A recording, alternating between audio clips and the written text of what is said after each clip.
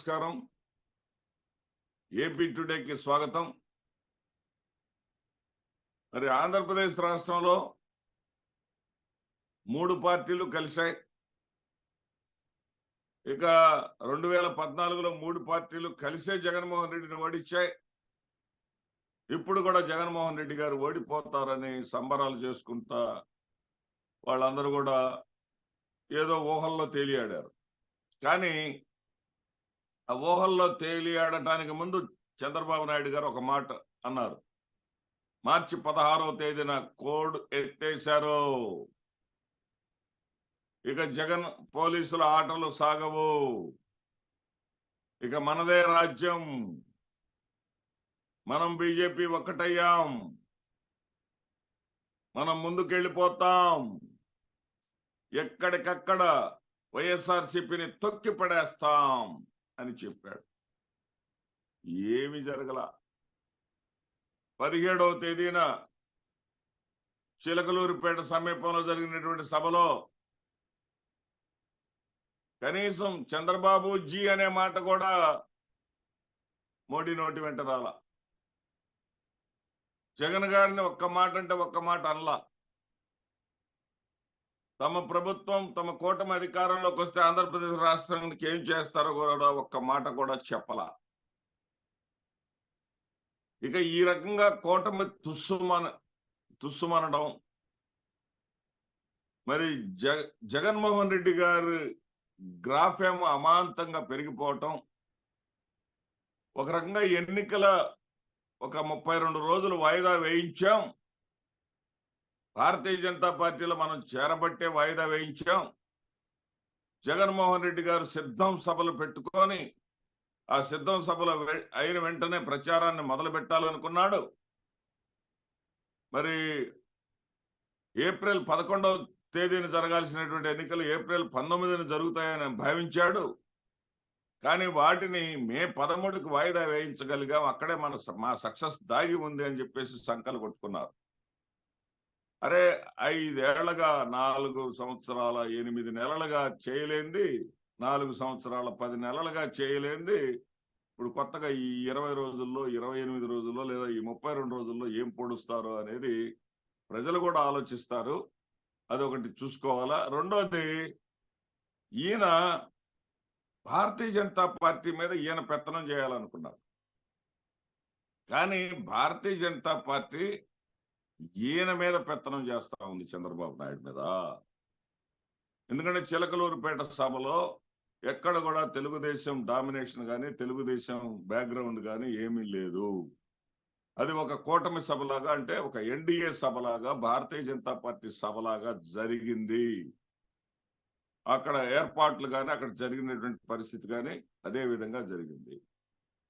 అదేవిధంగా చంద్రబాబు నాయుడు కంట్రోల్లో భారతీయ జనతా పార్టీ వాళ్ళు పెట్టారు. కానీ భారతీయ జనతా పార్టీని తాను చెప్పినట్టు వినేటట్లుగా చంద్రబాబు నాయుడు చేసుకోలేకపోయాడు. ఎందుకు చెప్తున్నానంటే, భారతీయ జనతా పార్టీ వాళ్ళకి కావాల్సిందేమో చంద్రబాబు నాయుడు దగ్గర నుంచి చేసుకున్నారు. చంద్రబాబు నాయుడుకి కావాల్సిందేమో భారతీయ జనతా పార్టీ వాళ్ళు ఇవ్వలేదు. అది ఎలా అంటే, ఎక్కడో కరీంనగర్లో భారతీయ జనతా పార్టీ కరీంనగర్ జిల్లా అధ్యక్షుడైనటువంటి తెన్నేటి కృష్ణప్రసాద్ ఒకప్పుడు గుంటూరుకి ఎస్పీగా కూడా చేశాడు. అతన్ని తీసుకొచ్చి బాపట్లలో తెలుగుదేశం పార్టీ అభ్యర్థిగా నువ్వు టికెట్ ఇవ్వాల్సిందే అని మోడీ గారు ఆబ్లిగేషన్ ని అమిత్ షా చెప్పేశాడు. బాయ్ నువ్వు అక్కడ ముందు టికెట్ ఆ తర్వాత రఘురామకృష్ణరాజుకి మేము నరసాపురంలో నువ్వు చెప్పినట్టుగా ఇస్తాం పో అని మాట ఇచ్చారు. ఎందుకంటే వీళ్ళు చంద్రబాబు నాయుడు నమ్మరు కదా. ముందు నువ్వు టికెట్ అనౌన్స్ చేయి, అనౌన్స్ చేసిన తర్వాత మేము చేస్తామని చెప్పేసి అన్నారు. మనోడు ఇంకేముంది, వాళ్ళు పెద్దోళ్ళే నా చేతుల్లో ఉన్నారు కదా, నేను బూతులు తిట్టిన వాళ్ళు, నేను రాళ్లు వేయించిన వాళ్ళు కూడా నేను చెప్పినట్టు వింటున్నారని చెప్పేసి సంబరపడిపోయి వాళ్ళ మాటలు నిజం అనుకొని నమ్మేసి బాపట్లలో అక్కడ పోటీ పడుతున్నటువంటి వాళ్ళని కూడా పక్కన పెట్టేసి తీసుకొచ్చేసి ఈ కృష్ణప్రసాద్కి ఇచ్చేశాడు. అయిపోయింది, అనౌన్స్మెంట్ అయిపోయింది. అయిపోయిన తర్వాత ఇతని కోసం పోరాడుతున్నటువంటి ఏదైతే రఘురామకృష్ణరాజు ఉన్నాడో రఘురామకృష్ణరాజుకి నరసాపురం ఇచ్చేసాం మనం. రఘురామకృష్ణరాజు కూడా మరి నరసాపురం అతనికి ఇచ్చేస్తారు అని ఆశించాడు. కానీ నరసాపురంలో 2019లో భారతీయ జనతా పార్టీ తరఫున పోటీ చేసి కేవలం 12,000 ఓట్లు పొంది గత 3 దశాబ్దాలుగా భారతీయ జనతా పార్టీని నమ్ముకొని భారతీయ జనతా పార్టీని అంటిపెట్టుకొని ఉన్నటువంటి ఆ శ్రీనివాస వర్మకి, భూపతిరాజు శ్రీనివాస వర్మకి అక్కడ టికెట్ ఇచ్చేశారు. ఇక బెత్తరపోవటం చంద్రబాబు వంత అయింది. ఇదేంటి, వాళ్ళు అడిగింది నేను చేశా కదా, నేను అడిగింది వీళ్ళు చేయలేదేంటి అనేటటువంటి. ఇక దీని మీద పచ్చ మీడియా ఏడుపు గొట్టు డిబేట్లు. అన్యాయం ఇది, ఒంటరి పోరాటం చేశాడు. ఒంటరి పోరాటం చేసినటువంటి అతనికే అన్యాయం చేస్తాడా? అతనికే అన్యాయం చేపిస్తాడా జగన్మోహన్ రెడ్డి? జగన్మోహన్ రెడ్డి అంట మరి వాళ్ళ యొక్క పాత అధ్యక్షుడు సోము వీర్రాజు చేత చెప్పించి ఆపించాడంట. జగన్మోహన్ రెడ్డి చెప్పిస్తే నేరుగానే అమిత్ షాతో మాట్లాడతాడు, నేరుగానే నరేంద్ర మోడీతో మాట్లాడతాడు. మధ్యలో పాపం సోము వీర్రాజు ఏం చేశాడు? సోము వీర్రాజు రాజమండ్రి ఎంపీగా పోటీ చేయాలని ఆశపడితే అతను తీసుకెళ్లి అతనికి ఇష్టం లేనటువంటి అనపర్తిలో ఎమ్మెల్యేగా పోటీ చేయమన్నారు. అతని సీటు అతను తెచ్చుకోలేని స్థితిలో ఉంటే సోము వీర్రాజు చేయటువంటి ఇక్కడ అతనికి సీటు రాకపోవటానికి మనబోటి విశ్లేషణ స్పష్టంగా కనపడతా ఉంది. ఎందుకంటే తాడేపల్లిలో మీటింగ్ పెట్టారండి. మీటింగ్ పెడితే అటు పవన్ కళ్యాణ్, చంద్రబాబు నాయుడు కూడా ఇతని మాటలకు నవ్వుకున్నారు. ఎందుకు నవ్వుకున్నారంటే, మీకు అందరికీ అనిపించవచ్చు ఈ తెలుగుదేశం జనసేన సభలో ఈ రఘురామకృష్ణరాజు ఎందుకు వచ్చాడా అని. నేను ఎందుకు వచ్చాను అంటే, ఇక్కడ ఈ నరసాపురం నుంచి పార్టీ ఏదనేది నేను చెప్పలేను, కానీ నరసాపురం నుంచి ఎంపీగా పోటీ చేసేది నేనే అని ప్రకటించుకున్నాడు. ఆ మాట అతను వేదిక మీద స్వయం ప్రకటితంగా, అంటే ఎవరైనా సరే క్యాండిడేచర్ అనేది పార్టీ అధ్యక్షుడు ప్రకటిస్తాడు. ఆ అవకాశం పార్టీ అధ్యక్షుడికి ఇవ్వకుండా తానే పోటీ చేస్తానని ప్రకటించుకుంటే అక్కడే దేర్ ద మ్యాటర్ ఎండ్స్. అంటే మీరు నవ్వుకున్నారు, మీరు అతనికి అకామిడేట్ చేయలేరు, భారతీయ జనతా పార్టీ చేస్తా. అసలు నిజానికి ఇప్పుడు వీళ్ళు పెద్ద ఏడుపుగొట్టు సమీక్షల మీద సమీక్షలు, విశ్లేషణలు చేస్తా ఉన్నారు. TV5 కానీ, మహావంశీ కానీ, మరి ABN ఛానల్ వాళ్ళు కానీ అయ్యయ్యో అన్యాయం జరిగిపోయింది అని మీరు చేస్తా ఉన్నారే. అతను 6 పతివ్రతలతోటి సంసారం చేశాడు. ఎవరు? ఈ యొక్క రఘురామకృష్ణరాజు.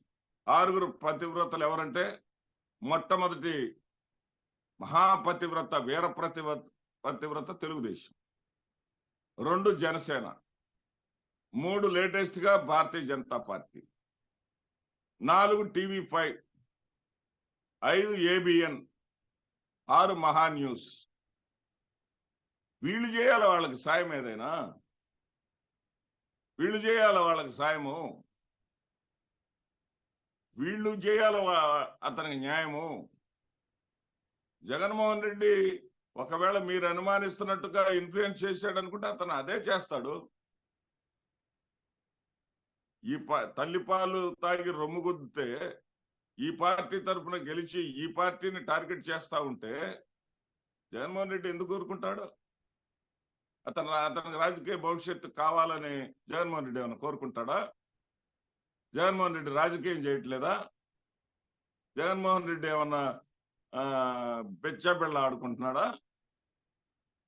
జగన్మోహన్ రెడ్డి ఏమన్నా కర్రాబిళ్ళ ఆడుకుంటున్నాడా? జగన్మోహన్ రెడ్డి చేసేది రాజకీయం. రాజకీయంగా ప్రత్యర్థులు ఎవరో చూసుకుంటాడు, రాజకీయంగా ప్రత్యర్థుల్ని ఎంచుకుంటాడు, ఆ ప్రత్యర్థుల మీద ఆయన పోరాటం ఆయన చేస్తూ ఉంటాడు. అది సహజంగా జరిగేటటువంటి పరిణామం. దానికి ఏదో జగన్మోహన్ రెడ్డి గారు ఏదో చేశారు. మీరు కదా పతివ్రతలు, 6 పతివ్రతలు ఉన్నారు, 6 పెళ్ళాలు ఉన్నారు రఘురామరాజుకి. లేస్తే రచ్చబండని పెట్టి మీ 3 మైకులు పెడతారు కదా.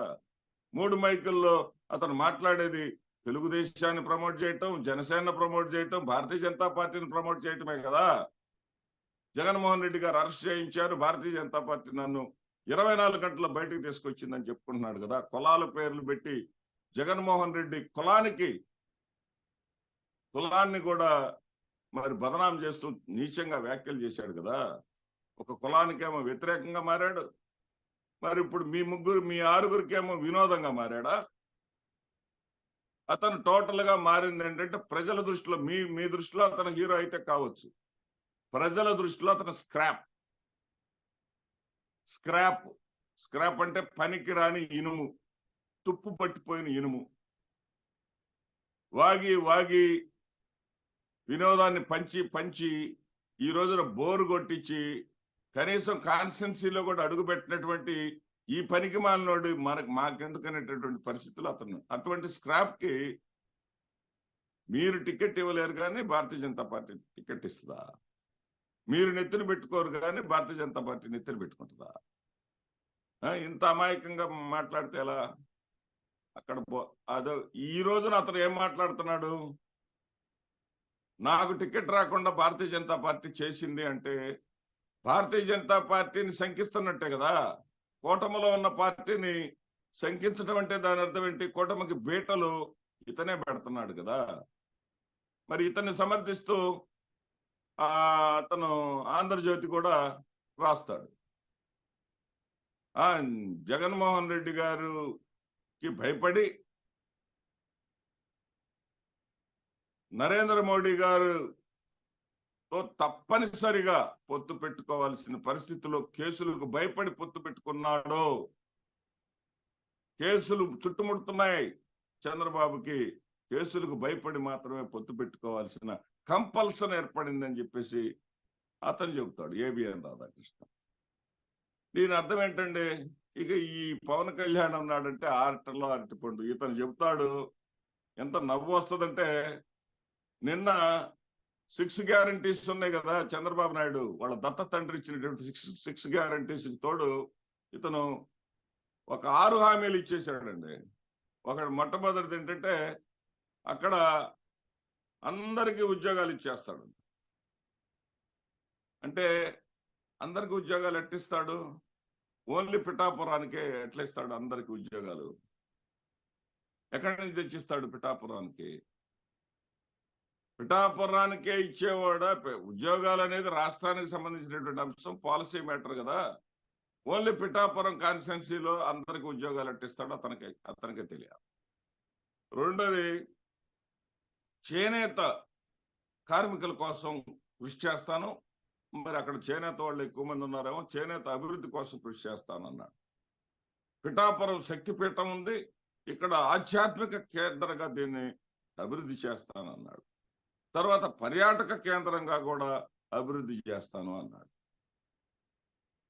దాని తర్వాత మత్స్యకారులకు ప్రత్యేక చెట్టీలు కట్టిస్తాను అన్నాడు.